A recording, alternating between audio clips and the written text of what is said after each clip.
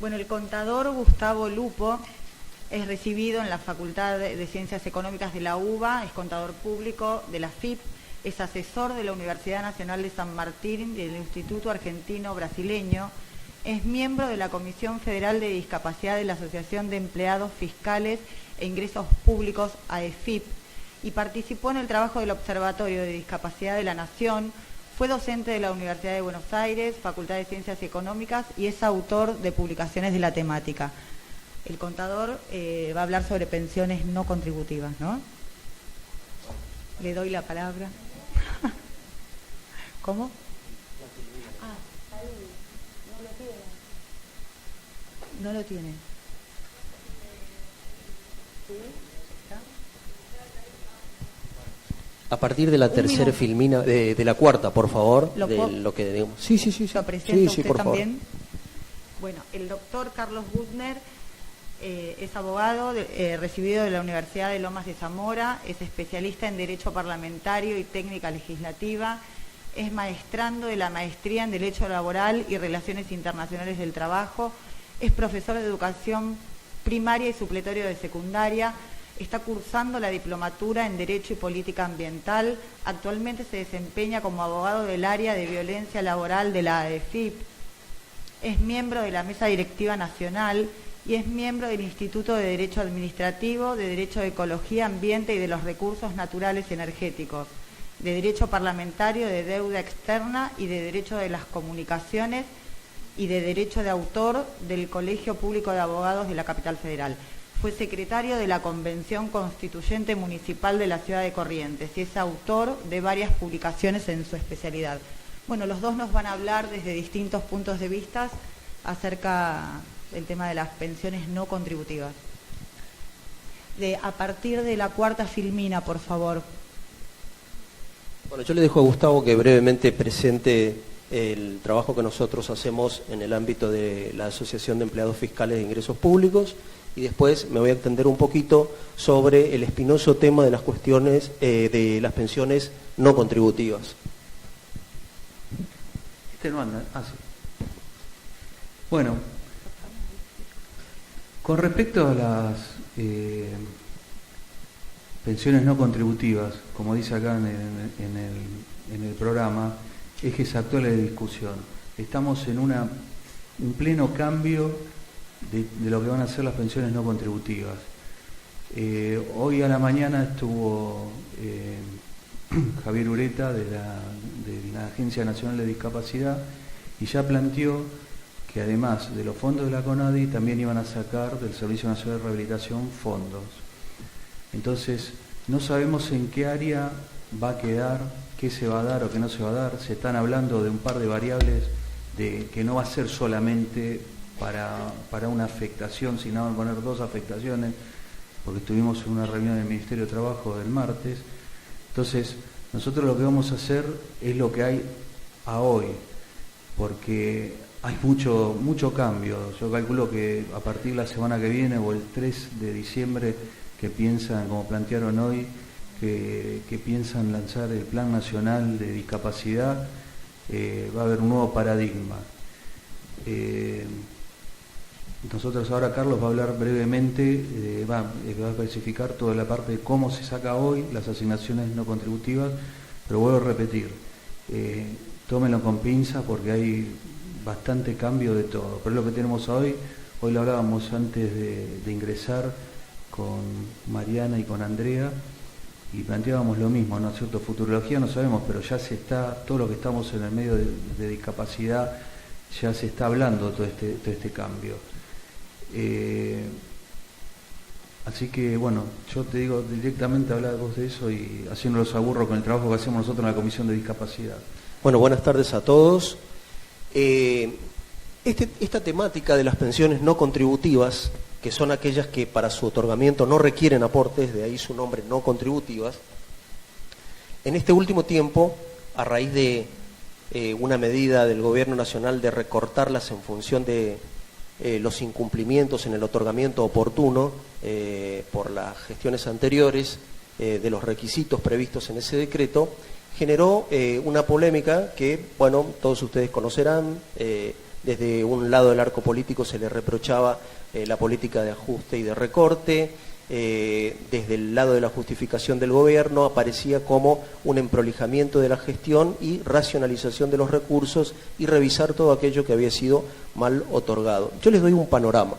Esas pensiones no contributivas que son por invalidez, hay distintos tipos, ¿no? Pero son por invalidez, a la vejez y para madres de 7 hijos o más. Nosotros nos vamos a ocupar, porque el ámbito de competencia es este, el de la discapacidad, de las pensiones no contributivas por invalidez. Estaban en la órbita del Ministerio de Desarrollo Social de la Nación y eran otorgadas por la Comisión Nacional de Pensiones Asistenciales. El decreto 432 de 1997, que tiene ya 20 años, pasamos a la filmina que sigue, tenía estos requisitos para su otorgamiento. Había que tener una incapacidad total y permanente, que se presumía que era total cuando la invalidez producía una disminución de la capacidad laborativa del 76%. El profesional de un instituto médico público, hospital público, era el encargado de certificar esa discapacidad y su porcentaje, y la certificación podría ser revisada o actualizada toda vez que la autoridad de aplicación lo creyera conveniente. Obviamente, al otorgarse, en la mayoría de los casos, por no decir en todos, esa validación o revisión no se efectuaba jamás. Después tienen otra serie de requisitos que no importa, vamos a la filmina siguiente, y entonces aparece la primera medida política tomada por el gobierno nacional de dar de baja esas pensiones no contributivas por discapacidad, previo a informar de que había 1.061.265 pensiones no contributivas por invalidez, lo cual era, a ojos de los especialistas de la gestión del Gobierno Nacional que tomaba la decisión, una exageración. El Ministerio de Desarrollo Social decía que las bajas solamente eran 9.728 y las asociaciones de defensa de los derechos de personas con discapacidad elevaban la cifra a 170.000 casos.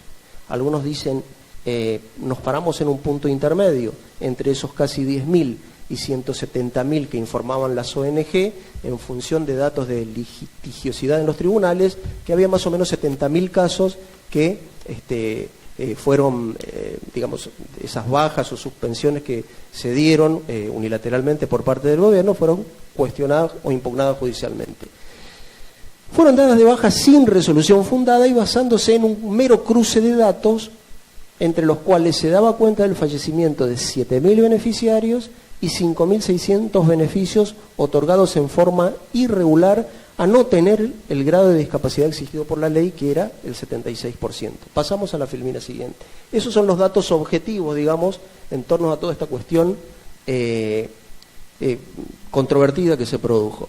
Fíjense ustedes que el propio Ministerio de Desarrollo Social y el Consejo de Planificación Económica de la ANSES había hecho este estudio hacia una evolución histórica de la prestación de las pensiones no contributivas, y aparecía esa cifra desde 1999, 72.156 casos creo que dice, a marzo del 2016, donde se había elevado a 1.061.265 beneficiarios. El porcentaje de inválidos, utilizando todavía un término un poco inapropiado a la luz de lo que es la convención y la definición de las personas con discapacidad que actualmente rige, digamos, esta temática, decía que por cada provincia, empezando por la capital federal, que tenía un 1,55, perdón, la provincia de Buenos Aires, que tenía 1,55, la ciudad autónoma no llegaba al 1%, era desmesurada la proporción en otras provincias donde se utilizaba este otorgamiento de pensiones como un mecanismo de clientelismo político. Y teníamos porcentajes que se basan en este estudio y que fueron los fundamentos del gobierno de por qué daba de baja estas pensiones, es decir, por ejemplo, en Santiago del Estero el porcentaje era de 8,18%. Voy a hacer una observación en torno a esto. Los promedios de la Organización Mundial de la Salud y de los órganos que a nivel internacional se ocupan del monitoreo de la Convención de los Derechos sobre las Personas con Discapacidad estipulan, y corríjanme ustedes si me equivoco por ahí, de que alrededor del 15% de la población mundial tiene algún tipo de discapacidad. Fíjense que los porcentajes más altos, que son los de la provincia de Santiago del Estero o de Formosa, no llegan al 10%. Y el porcentaje total del país, según palabras del propio director de la Comisión Nacional de Discapacidad en la disertación de esta mañana, era que el dato oficial en la República Argentina de cantidad de personas con discapacidad ascendía a casi 6 millones de personas. Nosotros estaremos en una población aproximada de 44 millones de personas. Ese porcentaje es un poco más bajo que la media mundial, que la habíamos fijado en 15, como dije anteriormente, y esas 6 millones de personas en nuestro país no totalizan el 13% de la población total. Entonces, se cae el argumento de que es desmesurado el otorgamiento de beneficios a personas con discapacidad porque son, por ejemplo, el 8%, el 10%, cuando son inclusive inferiores a la cantidad de personas con discapacidad que realmente tenemos en la Argentina. Vamos a la siguiente filmina.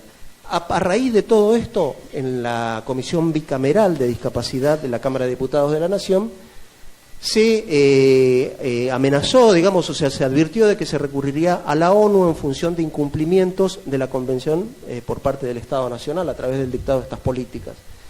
Y el Ministerio de Desarrollo Social salió a negar esa baja masiva de pensiones que muchos abogados decían entre 70.000 y 170.000 casos. Y prometía estudiar caso por caso las irregularidades, que seguramente existen o que existieron. No, vamos a ser sinceros también. Vamos a la siguiente filmina. Datos posteriores del Ministerio arrojaban estos guarismos. El 30% de los beneficiarios suspendidos contaban con ayuda económica de un cónyuge. El 8% no tenía el grado de incapacidad requerido por la ley, solamente el 8% del grado del 76% de incapacidad laborativa. El 10% había omitido declarar una relación laboral registrada, el 3% era titular de bienes inmuebles y automóviles, un 3% había renunciado al beneficio por razones personales, pero lo seguía cobrando, y un 4% de los beneficiarios convivía con familiares pudientes.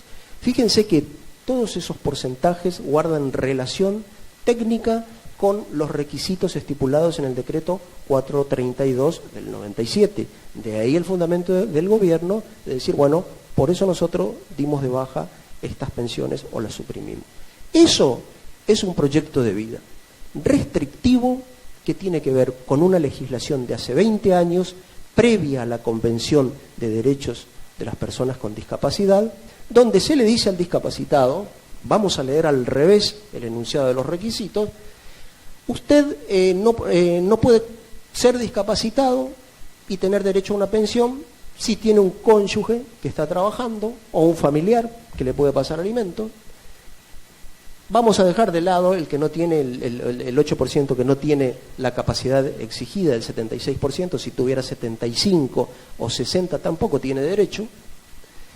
Si usted consiguió trabajo después de que accedió al beneficio que le fue otorgado, el beneficio de la pensión, no tiene derecho a seguir cobrándola.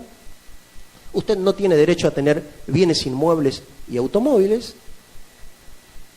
Y si convive con familiares pudientes, como en el último caso del 4%, tampoco tiene derecho. O sea que es un proyecto de vida, de esa requisitoria, restrictivo.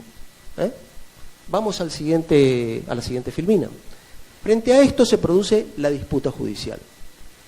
La asociación REDI presenta una medida cautelar en el Fuero de la Seguridad Social. El Ministerio de Desarrollo Social la contesta, planteando la incompetencia que se resuelve en favor de la ONG, diciendo que el Fuero de la Seguridad Social es el ámbito competente para tratar la cautelar y discutir esa cuestión, a través de un dictamen del Ministerio Público Fiscal que interviene. Vamos a la siguiente filmina.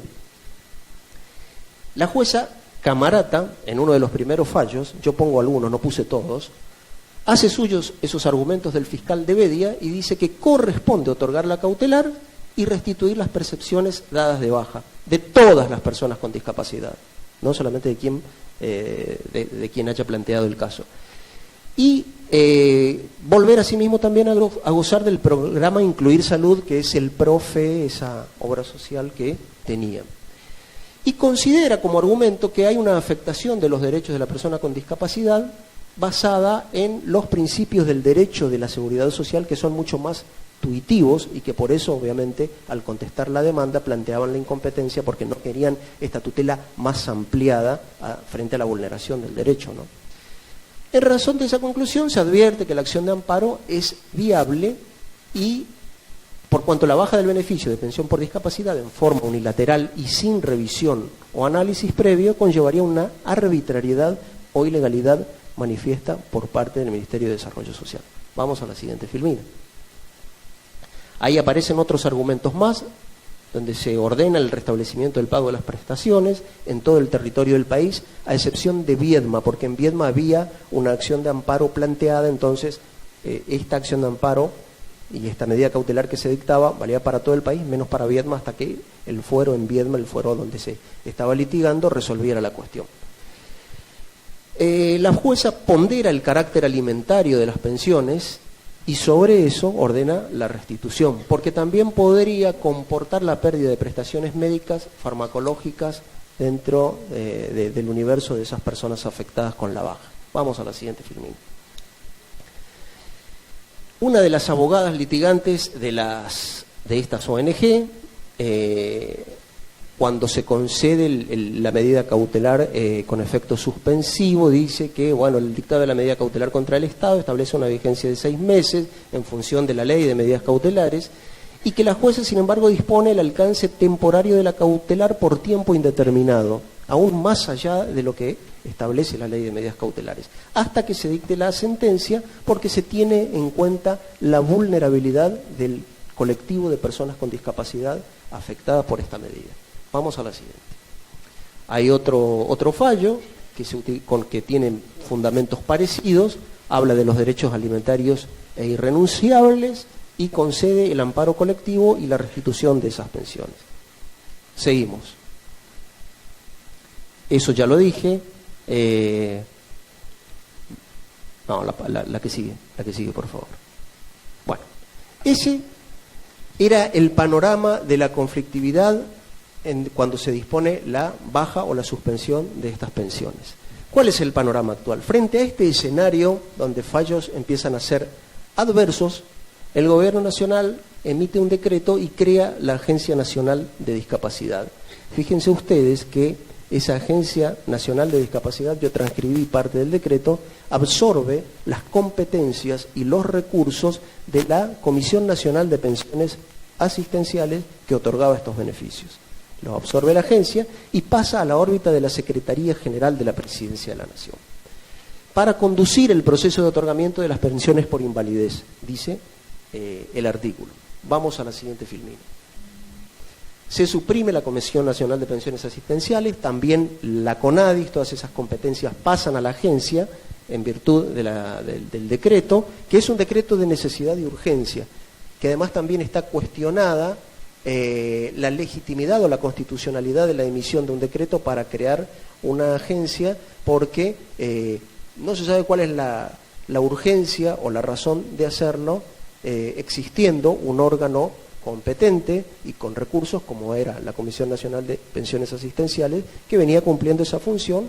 Bueno, fue una salida legislativa, de carácter legislativo, a un problema judicial espinoso. Vamos a la siguiente filmina.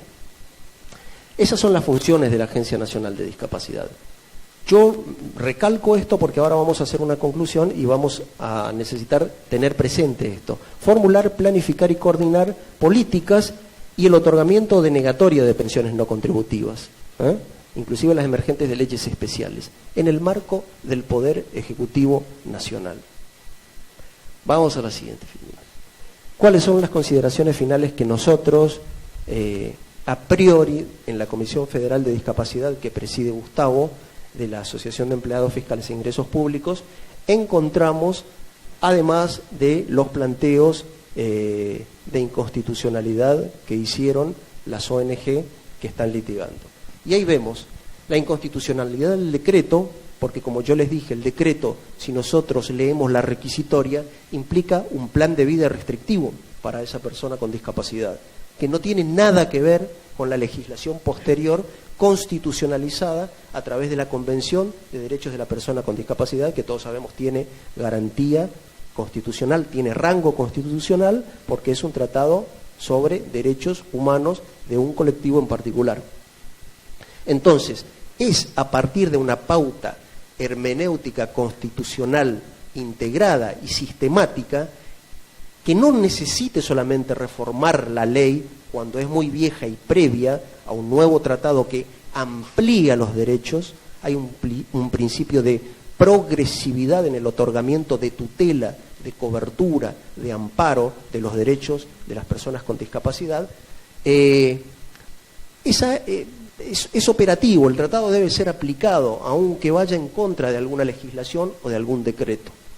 Y muchas veces no tenemos ni siquiera que cambiar la ley, como decía esta mañana Beatriz Pérez, por la ley de prestaciones, la 24901, sino que tenemos que aplicar los ajustes razonables que demanda la Convención en la legislación y a través de la potestad reglamentaria modificar el decreto, la aplicación del decreto, cambiar los requisitos, no desconocer los derechos adquiridos, que ya fueron a través del otorgamiento de las pensiones, no recortarlas. Bueno, tenemos un universo de política legislativa que no necesariamente requiere el cambio de la ley, sino de la reglamentación y también de aplicación de políticas. Doctor. Sí. Acá. Le tengo que pedir que vaya redondeando, bueno, por favor. Uno de los fundamentos también de los fallos judiciales que hicieron lugar a las medidas cautelares era la inexistencia de un acto administrativo. La Comisión Nacional de Pensiones Asistenciales o el Ministerio de Desarrollo Social no habían dictado un acto administrativo, sino que dispusieron como una vía de hecho, un comportamiento ilegítimo de la administración, la suspensión y la baja de las pensiones sin notificar a sus beneficiarios. Entonces ahí se violó también la ley de procedimientos administrativos, que demanda el derecho a ser oído, a ofrecer prueba y a obtener una resolución fundada de por qué se despoja de un derecho. Y también, como yo dije, hay una incongruencia con el Plan Nacional de Discapacidad. Yo no sé si es una incongruencia porque hasta ahora los que venimos trabajando en el área de discapacidad todavía no conocemos el plan de discapacidad. Más que un plan parece una hoja de ruta, por lo que esto es una crítica constructiva, no tiene nada que ver con una cuestión política, pero no se formuló, simplemente se anunció y hoy en la disertación del presidente de CONADIS, él mismo lo dijo con esos términos, yo me anoté algún par de cositas, de que era una hoja de ruta y que invitaba a la sociedad a participar con ideas y con sugerencias. Entonces, no hay plan de discapacidad todavía, no hay un plan nacional de discapacidad. También se quejó de que había una inejecución de 500 millones de pesos por la ley, en función de la ley de cheques, y que eso se utilizó, es cierto, como partida para otra cosa y no fue destinado a las personas con discapacidad. Pero esos 500 millones de pesos son nada si nosotros comparamos, y siendo generosos, apartándonos de lo que sostienen los abogados de la ONG, de que hay 170.000 casos de bajas de pensiones con discapacidad, lo que representarían casi 800 millones de pesos que se recorta del presupuesto en perjuicio de las personas con discapacidad. Así que, y eso es una cifra mensual, no anual como los 500 millones de pesos del 2015. Acá se están recortando más de 700, 800 millones por mes, afectando derechos de personas con discapacidad. Nada más, redondeando.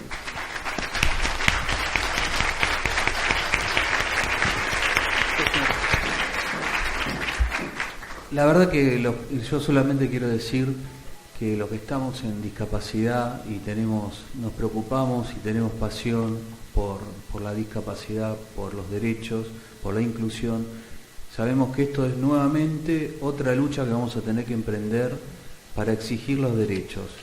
Si acá va a haber un cambio, bueno, tendremos que todas las ONG, plantear ONG, sindicatos, ponernos en el hombro y exigir que esto se mantenga. Obviamente, si se le otorgó hay un beneficio a una persona que no es discapacitada, que se lo saquen.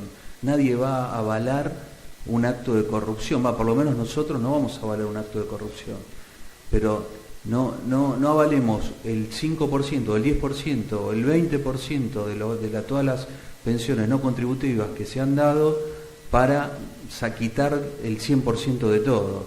Entonces yo creo que tenemos que estar, como dijo bien Carlos, que hoy lo planteó el presidente de la Agencia Nacional de Discapacidad, que está esperando la ayuda de todas las ONG, sindicatos, todo, planteárselo y que se mantenga. Eso solo. Bueno, muchísimas gracias a los tres panelistas, muy interesante.